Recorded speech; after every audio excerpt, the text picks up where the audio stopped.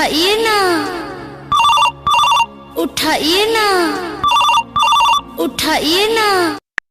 जीजा जी, ये जीजा जी। हाँ जी, के बोला था? ये जीजा जी हम भुला गइल हैं। भुला गइल हूँ तय में हम का करी? जीजा जी हम भुला गइल जीजा जी। अरे कहाँ भुलाइल बड़ुआ, के बोला तारू तू? जीजा जी सरसैया में भुला गइल जीजा जी।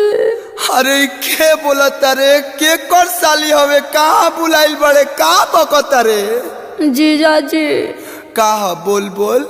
जीजा जी हम भुला गए। अरे बताई बे, काहे हमार खून पिया तारे, के बोला तारी से तू?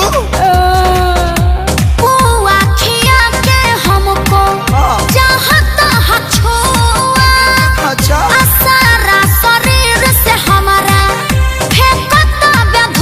पानी डाल ले। जीजा जी भुलाइल बानी जी, भेतरे से लटाइल बानी जी। जीजा जी भुलाइल बानी जी, अच्छा भेतरे से लटाइल बानी जी। जीजा जी भुला गइल हैं। अरे तोर नाम पता कुछ जानते नहीं कि कैसन जीजा रे हम?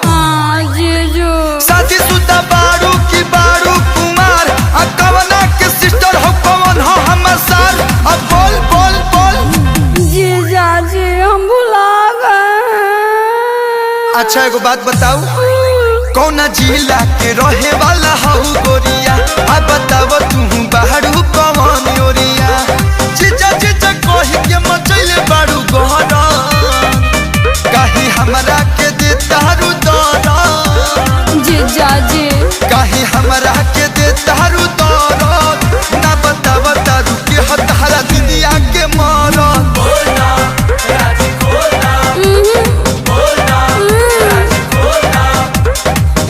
जीजा जी कटहर के सब्जी ना कुछ दिलाता ताइबू। अरे तोरा मेरा मुंह से निकल गई, मेरी जबान टूट गई, आज मैं मरी जाऊंगा भगवान। अहिलू ना गइलू फलाना बो कहलू। अच्छा सुन, आए कौन मोबाइल रखले बड़े? MI ठीक से बोल। MIE। अच्छा सुन, हाँ व्हाट्सएप पे लोकेशन भेज, हमनी क्या बतानी जा। भेज देली। ए अखिलेश भैया, सुजीत भैया, चला हो लोकेशन आ गइल। ए जले 3.5 किलोमीटर बाद चला, पैदल चला। हाँ Turn right. दहिने। Turn left. ए bye bye bye. Go ahead. अरे कहाँ होई हुड़ार लेके जाता रहो? अरे प्यास के साली भुलाइल बिया बोका कहीं के। अरे हम भैंस भुलाइल सुनल है, गाय भुलाइल सुनल है, साली कहाँ से भुलाए लगल रे? जीजा जी जल्दी आओ ना, मुझे डर लग रहा है। शक्तिमान हो या तन बानी।